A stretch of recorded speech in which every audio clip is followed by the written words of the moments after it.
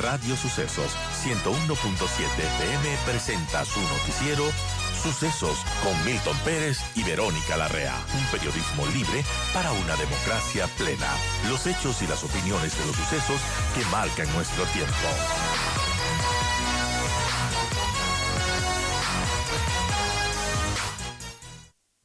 8:24 damos la bienvenida a nuestro invitado de esta hora, a Luis Altamirano, quien fue comandante general del Ejército. Desde el caso de los menores de edad desaparecidos, los 4 de Guayaquil, y, bueno, nos tiene a todos en vilo, preocupados por esta situación en la que se han evidenciado pues algunos errores de procedimiento. La audiencia de habeas corpus en la que se declaró la desaparición forzada de los 4 niños reveló algunas irregularidades de procedimiento, entre ellas, por ejemplo, que no existió un parte militar de la detención y algunas otras, por ejemplo, la falta de registro oficial de esta detención, la falta de indicios de supuesto robo de lo que se había mencionado en la versión oficial, la ausencia también de un reporte al ECO 911 o la DINAPEN. También lo que se desconoce el sitio preciso de la supuesta liberación de los menores, que tampoco hubo una orden de liberación judicial. En fin, algunas cosas que faltan y que nos llenan de dudas sobre este caso, sobre qué verdaderamente ocurrió. Estamos con Luis Altamirano, ex comandante general del Ejército, a quien le vamos a preguntar justamente sus impresiones sobre este caso. ¿Cómo lo visualiza usted, Luis, y qué podríamos comentar de lo que ha ocurrido en este tema tan doloroso de los 4 niños? Bueno, Verónica, buenos días, un saludo cordial a la audiencia, muchas gracias por la invitación.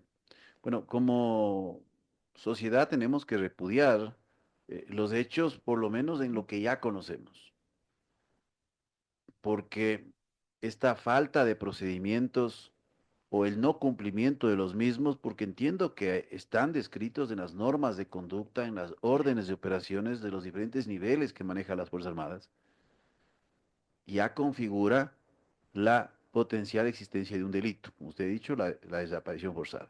Funcionarios del Estado que toman detenido, en este caso, a 4 menores, que eso es más grave aún, y Claro. sobre todo a un niño de 11 años, y que los dejan en algún lugar bajo el supuesto de que les estaban dando un beneficio porque les había ayudado, recién escuchamos el día de ayer, les habían ayudado a mover un árbol en una vía.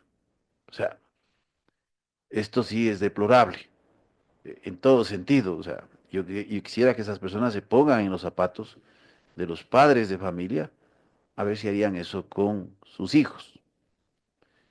Esa es una primera impresión. Ahora, Claro. no podemos decir que este hecho se vaya a configurar que es una política de los más altos niveles de la dirección política o dirección estratégica en Fuerzas Armadas para actuar de esta forma. Así es. Sin embargo, es importante poner en evidencia que desde el principio que se declaró el conflicto armado interno, existieron excesos. Y estos excesos entiendo que deben haber sido procesados ya en procesos disciplinarios. Y yo le voy a decir, no voy a decir el nombre de la persona, pero yo tomé contacto casi a los Ujú. 20, 30 días de iniciar el conflicto armado interno con un funcionario muy próximo al presidente de la República. Y le dije, y le advertí, después me pidió que haga el texto por escrito.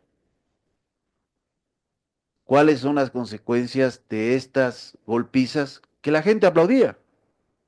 Claro, o sea, para la tribuna popular, la gente, sí, muy bien. Claro. El problema es que ni el militar ni el policía son jueces, estamos en un Estado de Derecho.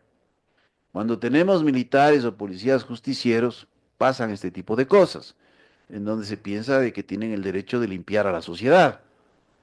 Y aquí tenemos a este tipo de actitudes que ya se dieron, puede iniciarse con una afectación temporal a la capacidad física de una persona o una afectación definitiva o causar la muerte. Por eso el nivel político en la dirección, por ejemplo, del Ministerio de Defensa Nacional, el nivel estratégico de mando, Ujú. debe comprender que la euforia no es para ellos. Así es. Son los encargados de controlar esa euforia que puede darse, porque es evidente que este tipo de situaciones podían haberse presentado. Y también pone en evidencia que al existir normas de conducta y procedimientos reglados, estos no se están cumpliendo. No se cumplen o por falta de supervisión, o por negligencia, o por falta de capacitación. Pero por otro lado, le digo, hay que comenzar a repensar en el país esta figura del conflicto armado interno, porque jurídicamente no ayuda ya en absolutamente nada. Yo aplaudí en su momento, porque hubieron tres hechos en secuencia que se dieron desde la fuga de Fito, la toma de las cárceles con 169 secuestrados Lo que pasó y con lo Tercera del canal de Televisión, claro. televisión. El país cayó en saco vacío. Fue una forma de darle a la sociedad el sentido de que no entremos en una zozobra permanente. Se da ahí el proceso de la consulta popular, tenemos una Claro. modificación a la Constitución, modificación en otras normativas de carácter legal, hasta ahí nomás. ¿Era necesario? Yo creo que sí. Pero yo vengo manteniendo en varias entrevistas, cerca de 5 meses atrás, de que esto tiene que parar, porque no ayuda. Le digo porque no solo por el análisis, uno conversa con personas, yo pertenecía a una institución, vestí 40 años en uniforme, Claro. y lo que me dicen, mire, en un operativo, ¿qué es lo que nos rige? Cuando usted aplica el derecho internacional humanitario en el conflicto armado interno, los principios humanidad, distinción, proporcionalidad y precaución tienen otra connotación que los principios en el uso legítimo de la fuerza. Es más, en el conflicto armado interno, la ley de uso legítimo de la fuerza no tiene ninguna validez. Si no, revise el artículo 2. Ujú. El artículo 2 de la ley orgánica de uso legítimo de la fuerza, ¿qué le dice? Todo lo que está aquí vale a excepción que se declare un conflicto armado internacional o un conflicto De armado no acuerdo. internacional. O no dice eso, sino que cuando rige el derecho internacional humanitario, ¿sí? En estas condiciones de conflicto. Y esto genera una confusión, porque de hecho, mire, en este momento tenemos más de 70 casos procesados de militares de ejecuciones extrajudiciales que se están tratando y se maneja en el comando conjunto. Entonces, esta gravedad tiene que merecer el azoramiento a nivel político. Pero el caso en particular es que el manejo inicial que se le da genera una serie de suspicacias. Se hace una conferencia de prensa que me llama la atención, que es preparada, porque aquí no hay preguntas, es una conferencia de prensa, no una rueda de prensa, en donde se prepara un texto, pero yo digo, ¿y dónde estaban los jurídicos para revisar ese texto? Es un texto ya casi incriminatorio, autoincriminatorio. Es un texto en donde desplaza las responsabilidades a la familia, establece que lo que estaba en los informes presentados por esta patrulla es la verdad jurídica. Son versiones. Entonces, una persona con experiencia sabe, bueno, el respaldo de la institución tiene que ser dado con la transparencia. No decir esto no es, ahí les de... No, no. Ya se configura este delito de desaparición forzada. ¿Por qué? Funcionarios del Estado, ausencia de información, contradicción de información. Claro. No estamos hablando de ejecución extrajudicial, estamos hablando de este delito que está catalogado entre los delitos de lesa humanidad. Entonces sí debe preocupar, pero en una rueda de prensa sin naturalidad. Yo odio, le digo, a las personas que tienen que dar un mensaje tan corto y leer un teleprompter. Y en esta situación era de haberlo hecho de forma natural y revisar lo que se va a decir. Pero la cereza del pastel a todo esto es lo que dice el presidente. Porque Declarar yo le los bienes digo, nacionales de estos niños. claro que estoy pensando en formar una comisión. Mire, Verónica, usted como madre, póngase en los zapatos de los padres de familia. Que a mí Es me digan espeluznante. junto al arbolito de Navidad que me van a dar una presea, un pergamino y posiblemente el cuerpo de mi hijo. Es doloroso, es una falta de empatía, porque es el hecho de pensar que en el país estas cosas se resuelven hasta con dinero, con cosas materiales. Como que eso sustituye la presencia de un hijo. Claro. O sea, es doloroso. Y también lo que estamos viendo es que hay una criminalización de la pobreza, porque en las declaraciones que se han dado el día de ayer en la noche, se ve claramente de que, claro, se realizan esos operativos sobre personas que se están libando, personas que posiblemente están consumiendo. Digo, ¿por qué no van al parque en San Borondón? ¿Por qué no hacen lo mismo con cuatro chicos en un vehículo de alta gama? ¿Usted cree que harían lo mismo? Entonces, falta de capacitación, es falta de protocolos, porque ahí no, los padres pondrían una acción judicial, impulsarían una causa penal. Claro. Entonces, esto tiene que ser repensado como sociedad, no solo desde el sector militar, desde el sector político. Es necesario ya llegar a un acuerdo de cómo tratar el tema de la violencia, porque hay deficiencias estructurales tan profundas que usted me va a decir, usted me va a hablar de la pobreza, no solo de la pobreza. En la obra que publiqué están algunos elementos de cambio institucional que requiere el país. Ninguno de esos se aborda. ¿Cómo se titula su obra? De la paz a la guerra, pero en signo de interrogación, porque justamente cuestiono el mito de la isla de paz y cuestiono la guerra, porque lo que estamos viviendo no es una guerra. Es más complejo que una guerra. Una guerra es una expresión máxima de violencia. Aquí tenemos expresiones de varias áreas, políticas, sociales, económicas, de debilidades estructurales, jurídicas. Esto es mucho más complejo.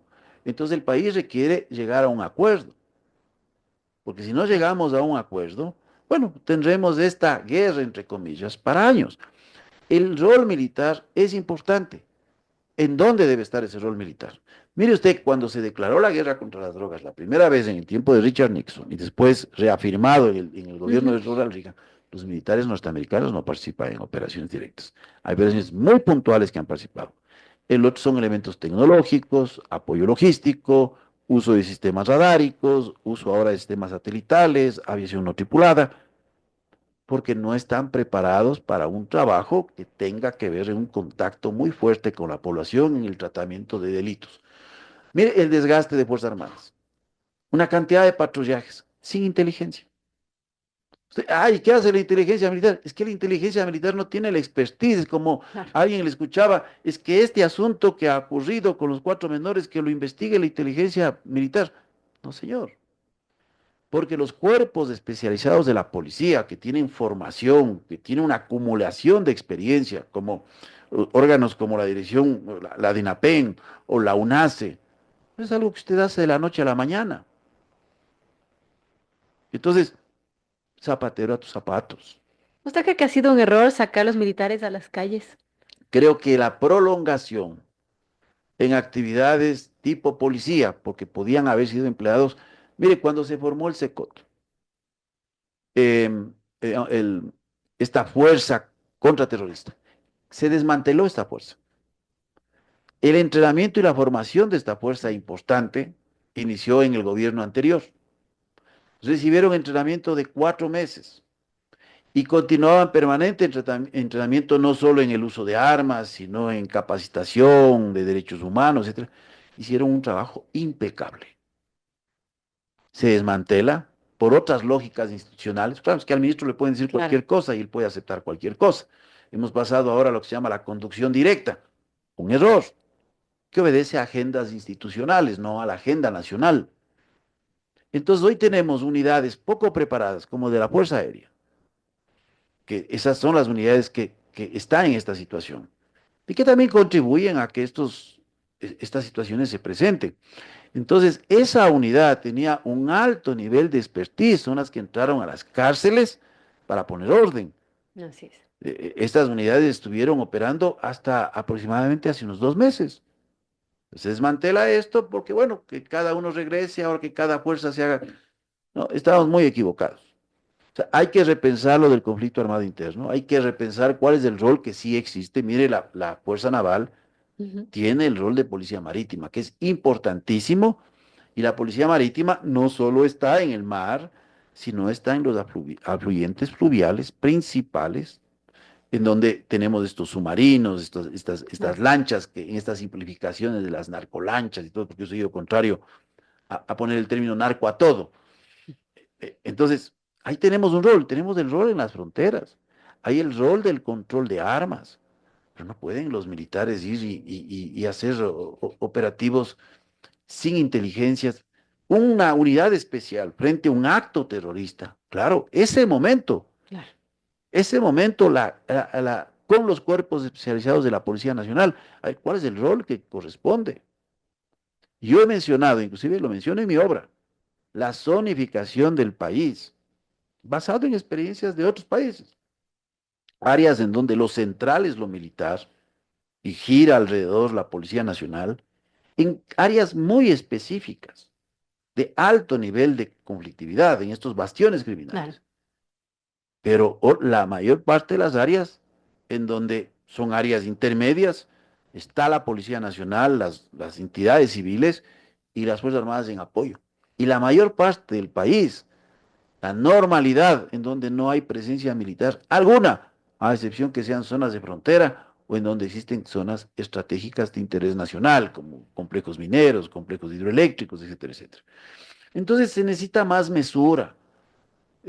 Hay que tener mucha creatividad en cómo emplear las fuerzas, porque aquí se dice, bueno, sigamos aumentando el pie de fuerza, pues siga aumentando el pie de fuerza. Recuerde cuando Ujú. dijo el presidente anterior, yo les hice caer en cuenta esto, que 10.000 efectivos, solo 10.000, porque involucraba $200 millones más al año, solo en salarios, porque son los 13 sueldos, más el 14º, más la compensación Claro. anual, más los uniformes, más el monto de alimentación. Yo fui director de planificación y gestión estratégica, a mí no me van a contar. Yo sabía cuánto costaba Y la alimentar al dotación de ejército todo el equipo y año. etcétera. Sí, $200 millones.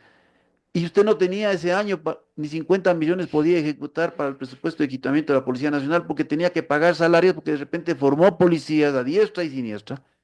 ¿Y por qué no se pensó en lo que yo he dicho en mi libro? Hace más de 3 años mantengo eso.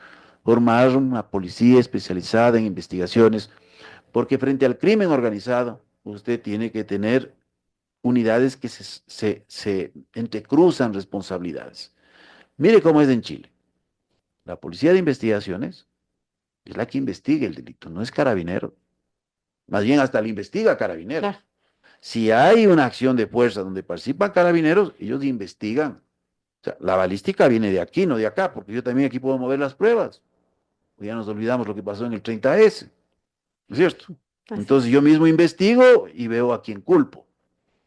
¿En un país de baja institucionalidad es posible? Sí, es posible, no digo que esto ocurra siempre. Entonces, compartimentar estas funciones es necesario. Un centro de medidas de confianza. Aquí hay que desconfiar de todos. Entonces, no sé si es ingenuo el ministro. Le dice una patrulla, esta es mi parte. Ya, yo le aseguro que el parte completo con todo lo que sucedió no fue presentado hasta el otro día, sino 3 o 4 días después. Eso, para mí, ya me hace dudar. Le digo porque yo tuve la experiencia de comandante de unidad, que teníamos el patrullaje en la vía Río 7 en el Oro, y diseñamos un formato en donde se iba anotando las horas de ese patrullaje. Ujú. Seguramente eso no hay. Eso es experiencia. Y se van anotando las novedades, se anota registro de la arma y todo se verifica en la salida, número de casco, nombres del personal y todo. Y se entrega en la entrada de la prevención los hallazgos.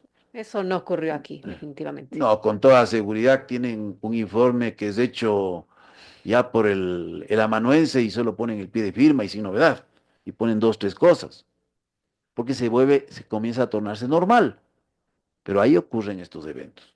Ahora, hablando de que la necesidad de un cambio de estrategia, porque es evidente que hay esa necesidad, ¿hacia dónde debería apuntar y para ir concluyendo, Luis?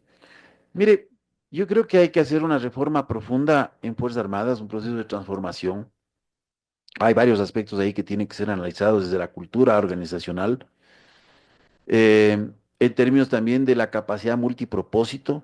No podemos estar pensando en estos grandes comandos, sino en unidades que tengan varias expertices.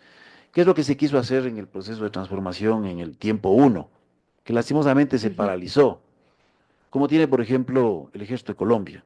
De hecho, cuando fui comandante general, la doctrina que tiene el Ejército, Verónica, actual, se actualizó a los 20 años. Wow.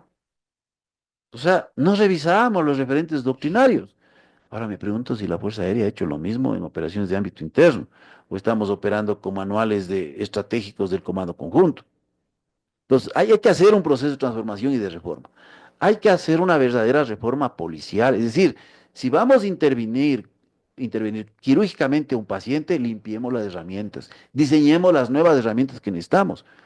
Si no trabajamos en el área de justicia, una verdadera reforma judicial, con cuerpos especializados que tengan que tratar los temas de crimen organizado, o temas de corrupción, porque hoy tenemos una fuerte vinculación. La captura del Estado no está dada ya solo por grupos económicos y políticos que aprovechan el momento para saquear al Estado, sino que los operadores son los mismos que operan con el crimen organizado.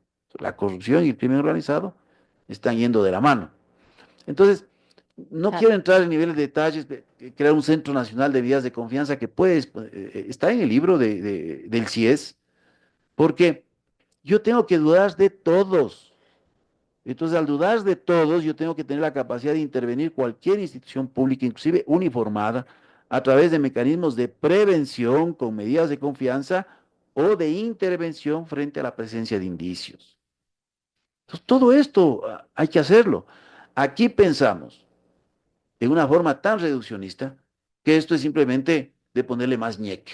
Entonces, le vamos a poner más voluntad. Entonces, el próximo presidente o presidenta Mm. que venga, le vamos a poner más voluntad. No, si no cambiamos estructuralmente elementos en justicia, en rehabilitación social, en inclusión económica y social, en el manejo carcelario, en los cuerpos de seguridad, bueno, vamos a seguir teniendo los mismos Así es. resultados y una violencia que se vuelve incontenible. Porque este año, claro, estaremos con una disminución en homicidios en el orden del 17, 18%, pero a la final tenemos un incremento del 50, 60%, tanto en secuestros como también en extorsiones. Y la sociedad no puede vivir con Así es. tranquilidad frente a esta situación. Bueno, estaremos pendientes de lo que suceda, del cambio de estrategia que se dé, que sin duda hay que hacerlo. Y yo le quiero agradecer a Luis Altamirano, ex comandante general del Ejército, por darnos su impresión sobre el caso de los menores de edad desaparecidos. Gracias, ex comandante, por estar con nosotros. Muchas gracias a ustedes, Verónica.